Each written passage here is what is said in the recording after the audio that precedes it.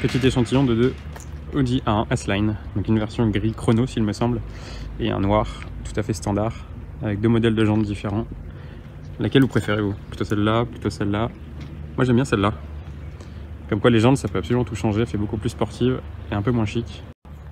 On va parler un petit peu du design de cette nouvelle Audi A1, puisque le design c'est le critère numéro 1 lorsqu'on achète une citadine, surtout quand c'est une citadine premium. Bon, niveau concurrence, il n'y a qu'un seul modèle au final aujourd'hui dans la gamme, puisque la DS3 est partie, c'est la Mini, et la Mini était toute ronde, comme la 1 de première génération.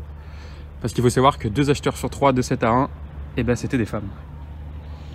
Du coup, on a changé de personnalité, on a quelque chose de beaucoup plus anguleux, beaucoup plus dynamique qu'avant, avec comme cette calandre, avec, hop, ces 3 ouïes ici, en rappel aux Audi Quattro de rallye d'antan. Un petit clin d'œil sympa au passé.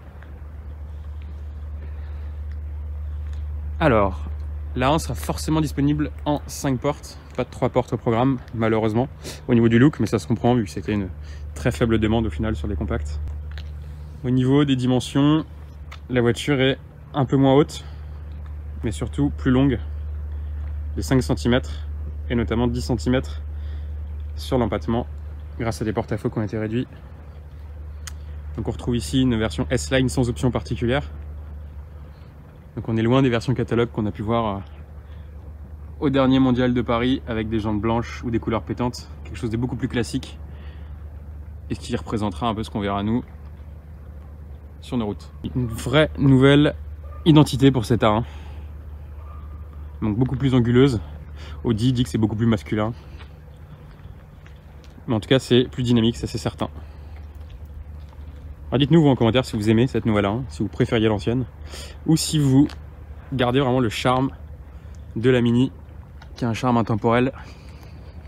Alors cet empattement de 10 cm plus long bénéficie bien entendu à l'habitabilité. On va voir tout de suite s'il y a de la place à bord de cette A1. Salut Mathias. Salut. Alors Mathias, quelle taille tu fais? Écoute, je fais 1m76. Et comment tu te sens? Et bah écoute, je me sens plutôt pas mal, comme tu peux le voir, il y a quand même, il me reste encore pas mal d'espace au genou. En termes de garde-toit, j'ai encore un peu de marge. J'ai encore un petit peu de marge, Ah effectivement. Ouais. Tu te sens bien maintenu dans les sièges. Il y a 5 places ou 4 places? C'est toujours l'éternel. C'est toujours l'éternelle question, ouais. Je dirais plutôt c'est une 4 plus. C'est une 4 places avec un petit puni au milieu. C'est ça, exactement. Avec le tunnel de transmission, il n'y a pas forcément. Il n'y a pas de clim à l'arrière, il n'y a pas de port USB, il n'y a rien de spécial. Il n'y a rien de spécial, non, effectivement. Ok, ça marche. Moi je tique un peu sur ces contreforts des portes, je trouve pas esthétique du tout. Ouais. Et si on fait vraiment le puriste des plastiques une fois de plus, c'est vrai que c'est pas très beau. Faut rappeler que ça reste du premium et que là on est loin, je trouve, de prestations que pourrait proposer du premium. Il n'y a aucune garniture, il n'y a pas de tissu, il n'y a rien, c'est du plastique tout long. C'est vrai. Très sincèrement, ça fait une voiture de location bas de gamme, je trouve ça hyper décevant à ce niveau-là. C'est un peu dommage. Il aurait pu y avoir un petit travail, je trouve, avec des petites barres d'alu, même des petites LED, tu vois. Ouais, et puis. Ça a été fait à l'avant, donc ça aurait pu être fait à l'arrière. Un petit peu de tissu histoire de rehausser le tout, effectivement, c'est vrai que c'est. Ou sinon mettre 3 portes et puis à 5. C'est ça. Et au niveau du coffre, donc on a un coffre qui fait 70 litres de plus. On est à 330 litres si je ne dis pas de bêtises. Ce qui fait qu'on a un espace de chargement qui est vraiment amélioré. Et l'écart se diminue entre A3 et 1 au final. On a une voiture qui est presque plus qu'une citadine maintenant et qui devient presque une compacte d'il y a 10 ans. Nous voici à bord de l'Audi A1. Et au même titre que l'extérieur, on perd toutes les rondeurs de l'intérieur de la précédente génération avec un intérieur beaucoup plus anguleux et des nouvelles technologies embarquées. Alors au niveau de la présentation, c'est beaucoup plus moderne, bien aidé par ces grands écrans. C'est beaucoup plus original, vous voyez, avec cette planche de bord et cette console centrale orientée vers le conducteur. Ce grand écran et tous les commodos. Donc l'ergonomie est exemplaire, très peu de boutons, des grands écrans réactifs et de bonne qualité, un volant très bien fichu. Ces commandes de clim asymétriques, on aime ou on n'aime pas, mais en tout cas, ça a le mérite d'être original. Alors, les plus tatillons d'entre vous noteront une nette baisse de qualité des plastiques.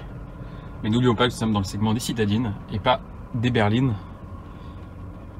Et qu'avoir du plastique moussé absolument partout n'est pas forcément le critère numéro 1. Alors ici nous avons un intérieur tout à fait normal, pas de pack S-Line, vous voyez, des sièges en tissu et pas en cuir, un volant sans méplats. Donc c'est vraiment une config qui représente ce qu'on va avoir sur notre marché. Alors vous validez ou pas cet intérieur vous? Moi perso j'aime bien, au niveau de la présentation c'est beaucoup plus original.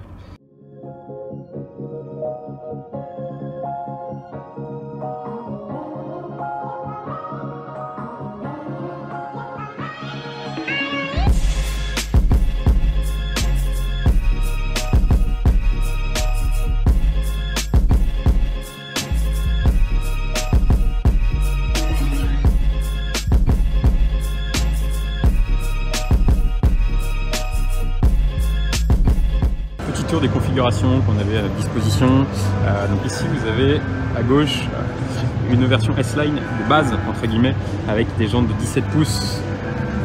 Ouais, la voiture paraît assez sage au final pour une S-Line. Et à droite vous avez ici une version S-Line beaucoup plus typée avec des petites jantes Audi Sport, le petit logo Audi. Et c'est fou comme des jantes de 18 pouces changent le comportement et le look surtout d'une voiture. Moi j'aime beaucoup ces versions-là, qui ont des looks de S1, sans en avoir le moteur bien entendu. Celle-ci est un peu plus chic. On avait du gris, on avait du noir. Et on avait cette version-là, moi que j'aime beaucoup. Qui est la version Launch Edition, donc la version de lancement, hein, disponible uniquement en concession et pas à la commande. Avec les petites appendices noires ici, les petites jantes dorées sur le côté. Et qui a un look vraiment sympa. J'ai une petite préférence pour les couleurs sur cette A1, une voiture fun, donc en bleu turbo comme ça, je trouve qu'elle a un petit charme, vous voyez.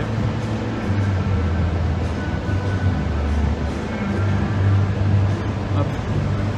Donc il y a le rouge aussi qui est plutôt pas mal, vous avez le jaune Python, qui est la couleur on va dire de lancement, bon, qui se vendra quasiment pas hein, comparé aux grises, aux blanches, aux noires, mais qui apporte un petit truc. Donc ça fait retour des voitures, on va parler un peu des prix. C'est ce qui va fâcher, hein. On est dans le premium, on est chez Audi, on est habitué au prix et on a une A1 qui va commencer à 23 000 € en finition d'entrée de gamme en moteur 116 chevaux. Pour le moment il y aura un entrée de gamme moins cher et ça va culminer à plus de 35 000 à 40 000 € pour des versions bien équipées. Ce qu'il faut savoir c'est que la voiture a pris environ 4 000 à 5 000 € par rapport à la génération précédente, donc plus on en a plus, on a plus d'équipement. Quand on prenait une version de base, c'est toujours pas glorieux honnêtement et il faut vraiment mettre la main à la poche si vous voulez une version aussi belle que celle-ci et elle se rapproche des 40 000 €. Êtes-vous prêt à payer 40 000 € pour 115 chevaux? Alors mon cher Mathias, un mois après avoir essayé nos compacts sportives adorées, nouveau excitant, l'Audi A1 sous le beau soleil de Marseille. Ah oui, effectivement. Avec la belle pluie partout. L'occasion de faire le bilan, on retourne à l'aéroport, l'occasion de faire le bilan de cet essai. Qu'est-ce que tu en penses de cette Audi A1? Est-elle fidèle à tes attentes? Avais-tu des attentes déjà de cette voiture? Est-ce que j'avais des attentes? Non, j'ai pas eu l'occasion d'essayer la première génération. Non, je te raconte une bêtise, j'avais essayé la première génération, ouais. qui était une citadine, enfin tout ce qu'on peut attendre d'une petite Audi, donc très BCBG, la finition était excellente. Une voiture qui passait bien en toutes circonstances. C'est une Polo Premium. Polo Premium, exactement, ouais. Avec l'image Audi qu'on connaît tous et qui est quand même très flatteuse, quoi qu'on en dise. Ouais. Cette nouvelle génération, j'ai envie de dire, elle change en ne changeant pas la recette, ça veut dire c'est une voiture qui mise beaucoup sur le design, qui est quand même par contre beaucoup plus... c'est plus anguleux, hein. C'est plus anguleux. Il y a moins de rondeur. Exactement. Audi nous a dit que c'était moins féminin, c'était voulu. C'est ça, effectivement. Et c'est vrai que moi ça me parle, en tout cas c'est un design que je trouve très sympa. Et ce que j'apprécie également, c'est qu'on a pu reprocher, il y a encore quelques années de ça, au design Audi de pas forcément beaucoup se renouveler. Ouais. Bon là on va pas se leurrer, le lien de parenté il est net avec le reste de la gamme, mais malgré tout je trouve que ça change un petit peu. Moi c'est une voiture qui me plaît beaucoup esthétiquement parlant, c'est vraiment... Audi innove de nouveau, on voit le Q8, on voit la R8, ouais, on voit la A1, aujourd'hui on a des moteurs, des modèles qui évoluent vraiment bien en termes de look et qui commencent à réavoir une personnalité. C'est ça. Ce qu'il n'y avait pas forcément avant. C'est ça. Après l'intérieur c'est un peu le même son de cloche qu'à l'extérieur. L'intérieur, la présentation est très chouette. Enfin, le Virtual Cockpit qui est vraiment sympa, le grand écran central avec vraiment l'instrumentation qui est tournée vers le conducteur. Ça c'est quelque chose qui est vraiment sympa, tu te sens impliqué dans la voiture. bon, je crois qu'on a quand même un petit bémol à émettre par rapport à cet intérieur. On a un bémol à émettre, c'est sur. Bon, on est tatillon, hein, mais bon, à ce prix-là, on peut, c'est du premium. Bah, c'est ça. C'est sur la qualité des plastiques et sur l'aspect de certains assemblages et certains éléments, comme les portes, comme les parties basses du tableau de bord. C'est pas très quali, honnêtement. Ça manque d'un petit cachet, d'un petit truc un peu premium. C'est ça, c'est dommage parce qu'on a un haut du tableau de bord qui est vraiment, qui est vraiment très sympa. Il y a différentes matières, c'est différentes couleurs, mais ça reste très élaboré, c'est vraiment premium. C'est recherché. En termes de look, c'est recherché. Il y a la technologie, on voit avec les différents éléments. Donc l'intérieur est vraiment pas mal. On gagne en habitabilité, ça c'est cool. On a plus de place à l'arrière, on a un plus grand coffre, donc ça c'est vraiment pas mal. À l'arrière, tout à l'heure, on a fait le test, effectivement. C'était pas mal, le coffre est plus grand, comme tu l'as mentionné. Donc ça c'est pas mal. Et sur la route, on gagne ou on perd selon toi en quelque chose? Bah, je pense qu'en termes de confort, ça me paraît plus ferme que l'ancienne génération. Ça paraît très ferme aussi. C'est ferme, c'est ferme, très sincèrement. Ça paraît très ferme, en fait, ça me paraît sans être utile, quoi. C'est inutilement ferme comme voiture, parce qu'il n'y a pas forcément le caractère sportif qu'on voudrait aussi avoir. On a quand même 115 chevaux. C'est ça. On n'a pas une 200 chevaux, une S1 avec 230 chevaux. On a que 115 chevaux, donc c'est une voiture du quotidien et censée être polyvalente. On perd cette polyvalence, je trouve, avec le manque de confort. C'est dommage. C'est vrai que c'est assez tape-cul, quoi. Sinon le moteur fait le taf, hein. Enfin, c'est un 3 cylindres, on le connaît bien, hein. Il est sur d'autres modèles de Très sincèrement, le moteur pour moi c'est le bon compromis dans la gamme. Je pense qu'il va séduire pas mal de personnes et il est parfait. La DSG est très bien, enfin la DSG, la S-Tronic, pardon, ma langue est fourchée. Non, le couple moteur-boîte fait très bien le job. Il y a vraiment pas grand chose à dire. Et toi, tu prendrais ça? Tu prendrais une concurrente? Une Polo, une Mini, Est-ce que je prendrais ça? Je pense pas être forcément. Il faut juste rappeler les tarifs, hein. Ça commence à 23 000 € et ça peut s'envoler jusqu'à au-delà de 40 000 €. Là, je trouve qu'une version comme la nôtre, on doit être autour de 35 000 €. Faut noter les lacunes d'équipement. On n'a pas d'avertisseur d'angle mort, on n'a pas de régulateur adaptatif de série, pas de caméra de recul, pas de GPS intégré. Il faut utiliser CarPlay. Bon, c'est pas grave, hein, mais c'est le principe même en fait. C'est ça. Moi, je trouve ça un peu gênant pour des voitures qui rapprochent des 40 000 €. C'est ça. Je sais pas si je prendrais ça. Effectivement, c'est peut-être le. On parlait tout à l'heure de la Mini. La Mini est quand même peut-être plus sympa à conduire. Moi je trouve que la Mini a une âme, et ça j'aime bien, moi, qu'une voiture ait une âme, un peu une personnalité, une vraie personnalité. La Mini avec ses petits feux anglais maintenant, avec tous ces petits accessoires, je trouve que c'est une voiture sympa, et même à conduire. Là pour le coup c'est ferme la Mini, mais c'est justifié parce qu'on a vraiment le côté karting et un peu sportif qu'on n'a pas avec celle-là, je trouve. Donc je trouve ça trop cher là, honnêtement. Et je trouve qu'elle en apporte trop peu par rapport à une Volkswagen Polo qui propose les mêmes choses au final. Pour 4 à 5 000 € moins cher. Oui, bah clairement. C'est le même moteur, c'est le même chassis, c'est les mêmes équipements. C'est ça. Il n'y a pas des petites LED, il n'y a pas des petits codes de chrome, et encore, il n'y en a pas trop dans cette version-là. Donc ça dépend vraiment de la config qu'on prend, mais il faut vraiment aller mettre du prix et des accessoires pour qu'on ait une A1 un peu exclusive et un peu typée sport, quoi. On a vu des belles configurations aujourd'hui, quoi. Ouais, des belles config, mais qui dépassent les 40 000 €, quoi. Ouais, la rouge avec les jantes blanches, on a vu une bleue, on a vu une jaune, enfin bref, je ne vais pas voir toutes les couleurs, mais en tout cas, ce que je note quand même, c'est qu'ils ont voulu faire une voiture qui se différencie de l'ancienne génération dans le sens où elle est plus fun. Bon, là-dessus c'est réussi très clairement. C'est une voiture qui va, je pense qu'on va quand même pas mal voir dans les beaux quartiers. Déjà forcément. L'image de marque aussi, et puis ils font que c'est sûr. C'est ça. C'est pas une mauvaise voiture, mais c'est pas forcément la plus équilibrée de toutes les petites citadines, quoi. Elle est typée, elle a son genre à elle. C'est ça. L'occasion de faire le bilan sur la partie routière de cette Audi A1. Rappelons-le, qui est motorisé uniquement avec 3 cylindres, 1 litre TSI, TFSI de 115-116 chevaux. Une motorisation qui fait très bien le job, une motorisation polyvalente, qui va être souple, qui va être sobre, qui va être suffisamment performante pour se tirer de toutes les situations, que ce soit en ville ou sur autoroute. Lié à la boîte S-Tronic, à 7 rapports, on a des consommations qui sont préservées.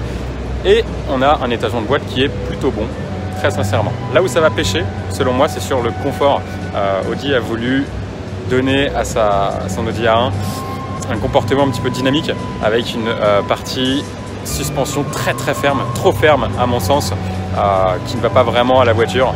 Rappelons-le, on a un moteur qui est de 115 chevaux, donc on veut de la polyvalence, pas forcément de la sportivité pour le moment. Ce réglage de suspension qui n'est pas réglable dans la plupart des voitures quand on ne prend pas l'option avec les suspensions à ressort paramétrables, va vraiment nuire au confort, et on va se retrouver avec une voiture qui honnêtement devient très peu agréable à côtoyer sur des routes où c'est assez endommagée comme ici dans le sud de la France. Honnêtement, c'est une grosse déception pour moi au niveau du confort. Pour une petite citadine qui se veut polyvalente, je la trouve beaucoup trop ferme. C'est voulu, c'est allemand, c'est typé sport en S-Line, mais c'est vraiment pas dynamique. Du coup, on a le plumage S sans avoir le ramage, bien entendu, avec 115 chevaux. Et comme vous en doutez, il n'y a aucun caractère sportif dans cette voiture, même si je pense que ça fera une très bonne base pour le moteur 200 chevaux qui va arriver plus tard. Au niveau des motorisations, on a aujourd'hui 3 moteurs au catalogue, 95 chevaux, 115 chevaux et 150 chevaux avec un système de désactivation des cylindres. Et on va avoir bientôt le 2 litres de 200 chevaux qui lui va donner le petit caractère sportif en l'absence d'Audi S1 malheureusement au catalogue pour cette génération de A1. Dites-nous ce que vous pensez de cette voiture. Est-ce que vous prendriez cette Audi A1? Est-ce que vous le trouvez vraiment surcoté au niveau des tarifs? Je rappelle, près de 40 000 € pour ces versions S-Line. Personnellement, je trouve ça trop cher pour ce que c'est et on a mieux pour 5 à 6 000 € de moins. Voilà. Je vous souhaite une très bonne journée les amis, un petit pouce bleu si vous avez aimé la vidéo, n'hésitez pas, toutes vos questions en commentaire, on y répondra avec plaisir. A bientôt, ciao.